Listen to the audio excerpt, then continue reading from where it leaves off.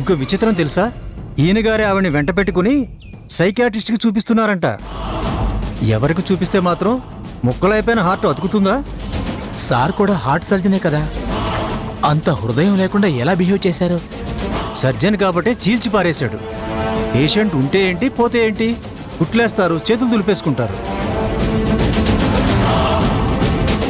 నాన్న సౌమ్యని సైకియాట్రిస్ట్ దగ్గరికి తీసుకెళ్ళాడా?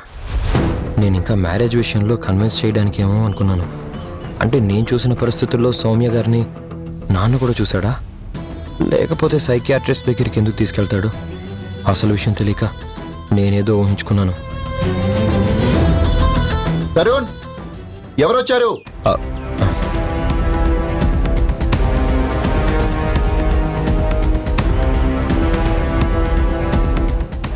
నమస్కారం సార్. నమస్తే సార్. నమస్తే, చెప్పండి. Signature sir. ఇలా ఇవ్వండి. సార్,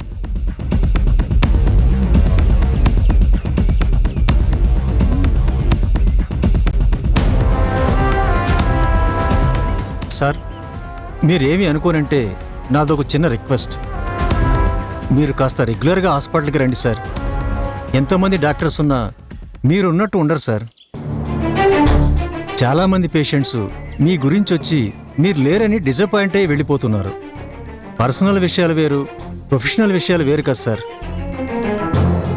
ఓకే, వచ్చిన పని అయిందిగా, ఇక మీరు వెళ్ళొచ్చు. వెళ్ళొస్తాం సార్. వెళ్ళొస్తాం సార్.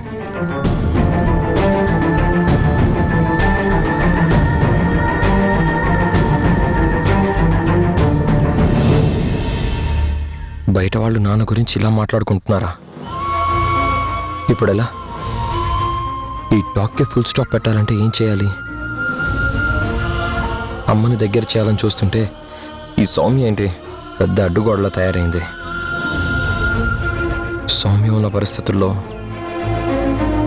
నాన్న కూడా అమ్మకి దగ్గర అవ్వడం కష్టమేనేమో.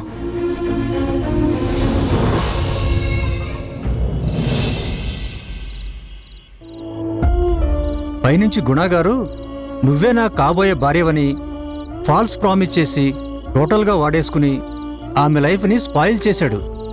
ఆ తర్వాత ఈవిడ నాతో పెళ్ళి అని అడిగిందేమో, దూరం పెట్టడం మొదలుపెట్టాడు.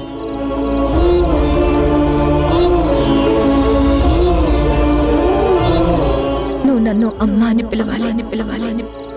పిలుస్తావా? అమ్మా, నేను తొందరపడి సౌమ్యని నీ ప్లేస్లోకి తీసుకురావాలనుకున్నాను. అప్పుడు నువ్వు ఉన్నావని తెలీదు. నువ్వు నా మీద ప్రేమ పెంచుకున్నావని నువ్వు నాకు పరిచయమైన తర్వాతే తెలిసింది. అమ్మ అని తెలియక ముందే నేను నిన్ను అభిమానించాను. నీలో అమ్మని చూసుకున్నాను. అందుకే అమ్మ అని పిలవాలని ప్రయత్నం చేశాను. కానీ నువ్వు నీ పిల్లలు తప్ప మరెవరూ అలా పిలిచే అవకాశం లేదన్నప్పుడు మదనపడ్డాను. ఫస్ట్ టైం వైజాగ్లో నువ్వే నా తల్లివి అని తెలిసాక ఎంత సంబరపడిపోయాను. నాలో నీ పెద్ద కొడుకుని చూసుకుంటున్నాను, నిన్ను చూస్తే హరి గుర్తొస్తున్నాడు అన్నావు. హరి గుర్తు రావడం కాదమ్మా, ఆ హరిని నేను, ఆ హరితరుణ్ణి నేనే. నువ్వు అమ్మవని తెలిసాక నిన్ను నాన్నని కలపాలని శత విధాలుగా ప్రయత్నం చేస్తున్నాను. మీరెప్పుడు కలిస్తే అప్పుడు మీ ముందు నేను మీ కొడుకు అని చెప్పి నా ఆనంద బాష్పాలతో మీ కాళ్ళు కడగాలనుకుంటున్నాను. మీరు పొంగిపోయి నన్ను గుండెలకి హత్తుకుంటే అంతులేని ఆనందాన్ని నా సొంతం చేసుకోవాలనుకుంటున్నాను.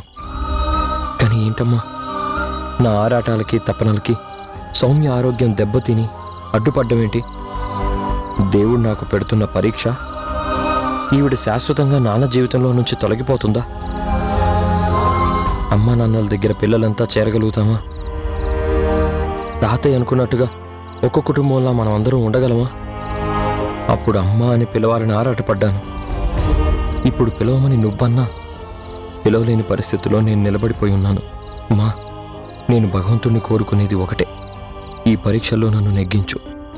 అమ్మా నాన్నలతో కలిసి ఆనందంగా బతికే అదృష్టం నాకు కలిగించు. సౌమ్యని పెళ్లి చేసుకోవాలా? అలా చేసుకోవడం కరెక్టేనా?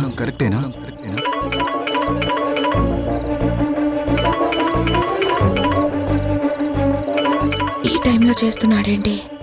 హలో శకుంతల, నాకు ఒక హెల్ప్ చేస్తావా? మధ్యాహ్నంలో సలహాలు సూచనలైతే నన్ను అడుక్కో.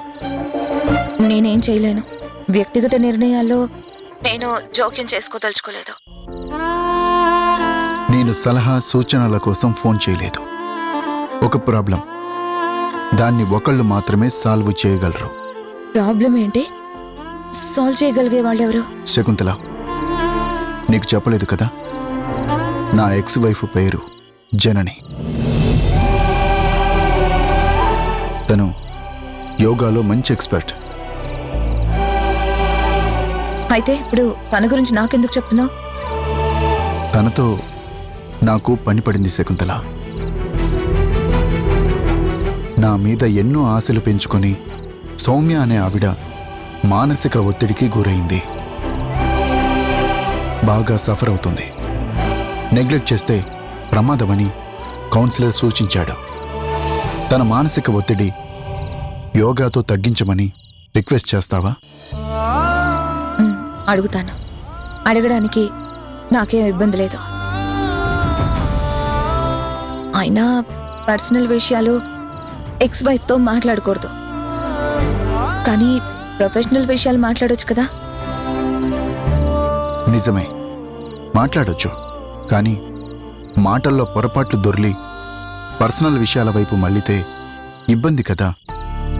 మా డిస్కషన్ సౌమ్య డిప్రెషన్కి మందు అవ్వదు కదా. అందుకే శకుంతలగా నిన్ను తనతో మాట్లాడమని చెప్తున్నాను. స్ట్రెస్ తగ్గించడం వల్ల ఏంటి ప్రయోజనం? తను స్థిమితపడితే తనని నేను పెళ్లి చేసుకోవాల్సిన అవసరం ఉండదు కాబట్టి. తను మామూలు స్థితికి చేరితే నీ ఆశలు నెరవేరే ఛాన్స్ లేదు. నీ ఫ్యూచర్ నువ్వు చూసుకో అని చెప్పే అవకాశం ఉంటుంది కాబట్టి. డిప్రెషన్లో ఉన్న వాళ్ళతో ఇలాంటి మ్యాటర్లు డిస్కస్ చేస్తే ఇంకా ఎక్కువ ప్రమాదం కదా. అందుకని యోగాతో ట్రీట్ చేసి తనని మామూలు మనిషిని చేయమని జననితో చెప్పవా ప్లీజ్? ఇది జననియే ఎందుకు నయం చేయాలి? ఇంకెవరు యోగా టీచర్లు లేరా? ఉండొచ్చు, కానీ జనని కంటే బెస్ట్ టీచర్ ఎవరు నా దృష్టిలో లేరు.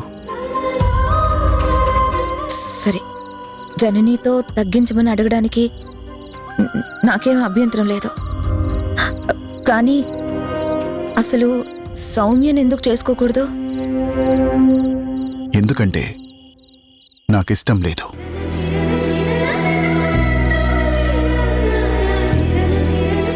తనంటే ఇష్టం లేదా?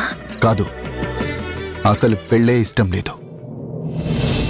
పెళ్ళి అనేది జీవితంలో ఒకే ఒక్కసారి జరిగే ఒక స్వీట్ మెమొరీగా మిగిలిపోవాలి, కానీ మళ్ళీ మళ్ళీ పెళ్లి చేసుకోవడం పద్ధతి కాదు. పద్ధతి తప్పి వ్యవహరించడం నాకు నచ్చదు, చేత కాదు కూడా.